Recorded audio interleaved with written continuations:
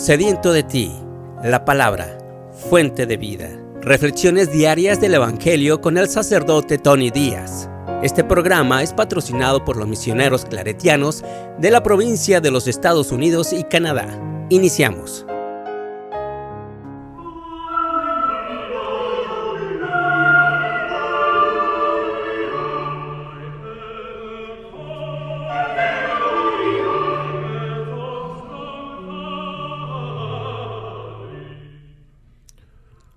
Bienvenidos hermanos a nuestras reflexiones del Evangelio del día. Hoy es viernes de la segunda semana de Cuaresma. Viernes de la segunda semana de Cuaresma.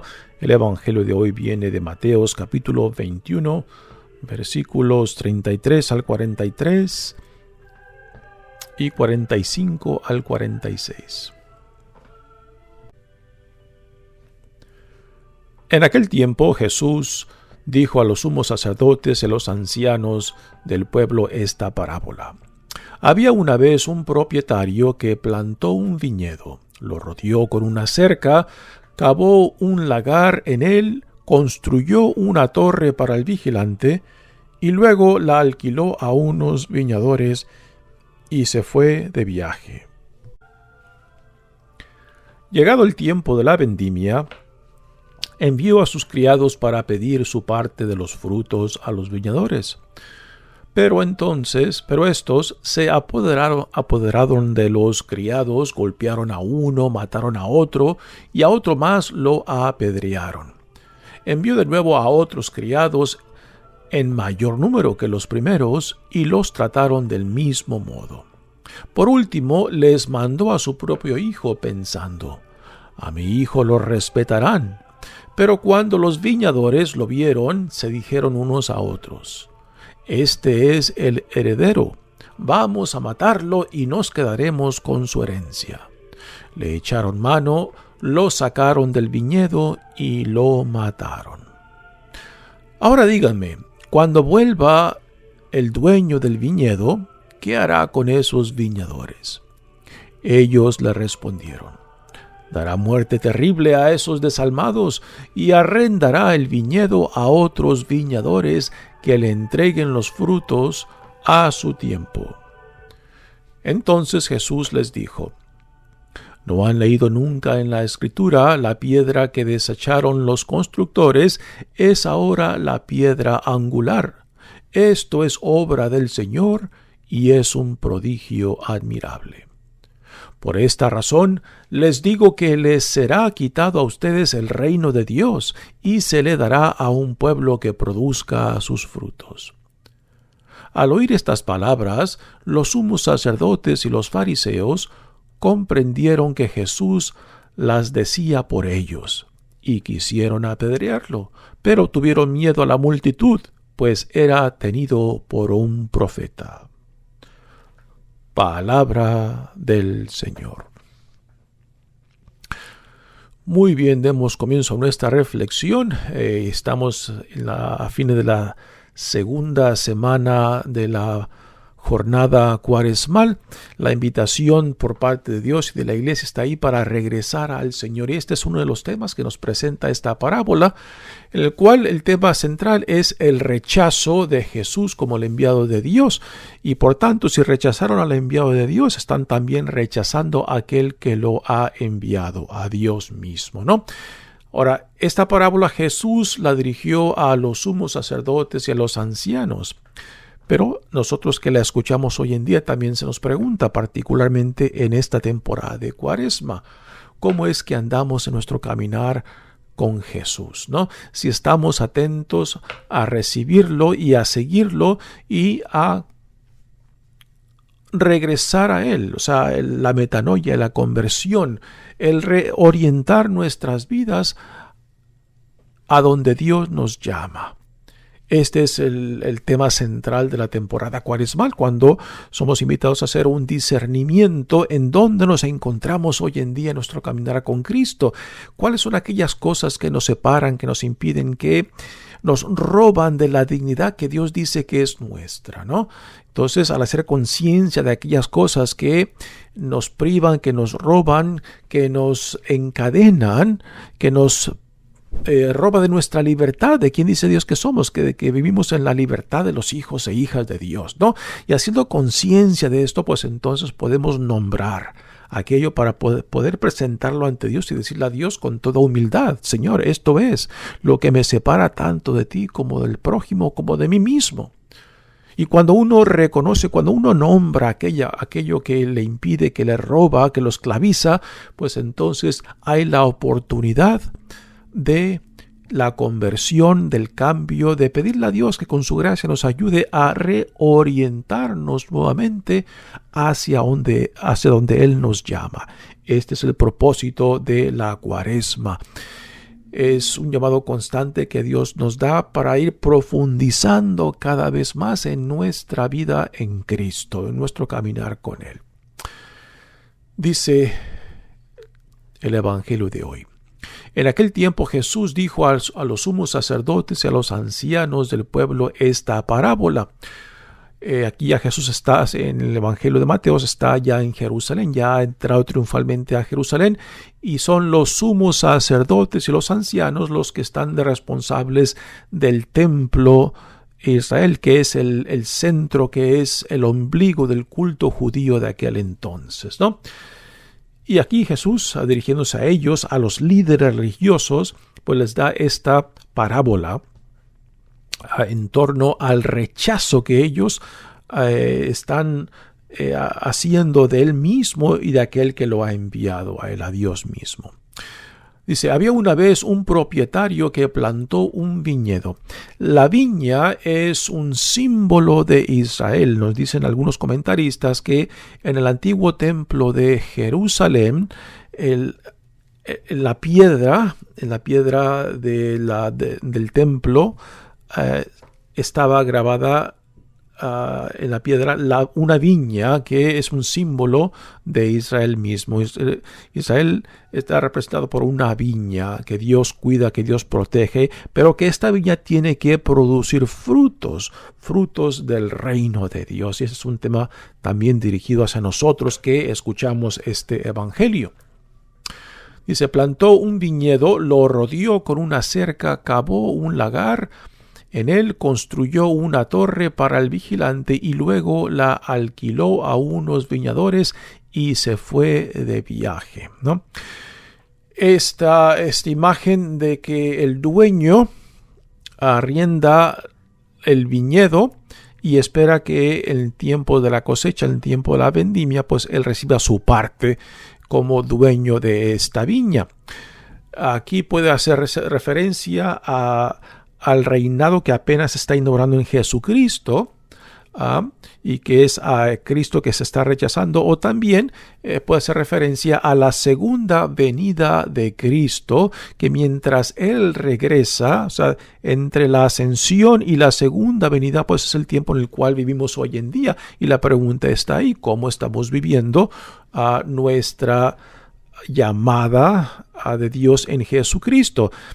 Si estamos siendo fieles a esa llamada, a esa identidad como hijos e hijas amadas de Dios, como ciudadanos del reino, o simplemente pensamos, porque el Señor está lejos, no está con nosotros, pues entonces podemos bajar la guardia o podemos hacer de la nuestra, ¿no? Y estas actitudes pues reflejan una tremenda inmadurez, ¿no? Por ejemplo, comparemos a un niño, una niña, pues que vive prácticamente bajo la sombra o miedo de sus padres, ¿no? Y que cuando sus padres están presentes, pues se porta de una manera, pero cuando los padres no están ahí presentes, se porta de otra manera contraria a las expectativas de quién es el hijo o hija de sus padres, ¿no? Pues igualmente nosotros, ¿no? Si pensando de que el Señor, pues, está lejos o está por llegar y no sabemos cuándo llega, pues entonces bajamos la guardia, hacemos de las nuestras, ¿no? Y repito, esto refleja una tremenda inmadurez, porque esperamos de que nuestro comportamiento sea diferente si el Señor está ahí enfrente de nosotros y está presente con nosotros, ¿no? Y esto manifestaría pues un tipo de miedo ante Dios, que ante Él me comporto de una manera, cuando Él no está me comporto de otra manera, ¿no? Y esto no es madurez de fe, no es madurez de conciencia, no es madurez de vida, puesto que una persona madura, una persona responsable de sí misma y de su conciencia, pues se porta igual, esté el Señor o no esté, esté en cualquier lugar, si en casa o fuera de casa, ¿no? Ahí es donde se manifiesta la madurez de una persona que vive no por miedo a Dios, no por miedo al que dirán, sino porque yo reconozco cuál es mi dignidad y cuál es la vida a la cual soy llamado según mi dignidad, ¿no? Y eso es lo que refleja una madurez.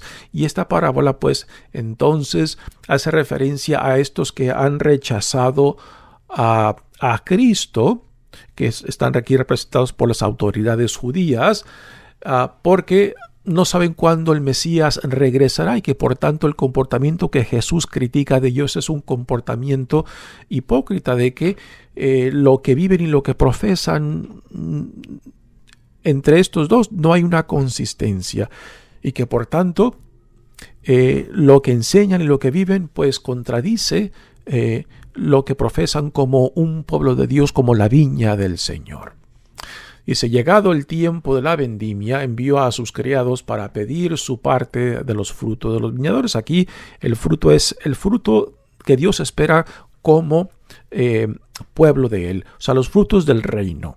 Tanto esto se puede decir del pueblo de Israel como también del pueblo cristiano, de que tenemos que producir frutos que Dios espera según nuestra dignidad que hemos recibido por medio del llamado, ya sea por la ley mosaica o ya sea por medio de Jesucristo, ¿no? Y que por tanto, si no estamos produciendo los frutos que Dios espera como viña de Él, como su pueblo, pues entonces este nombre que llevamos no significa gran cosa. Lo que profesamos de ser cristianos, lo que profesamos de que tenemos la Sagrada Eucaristía, pero ¿de qué nos sirve todo esto si no estamos produciendo los frutos que Dios espera, ¿no?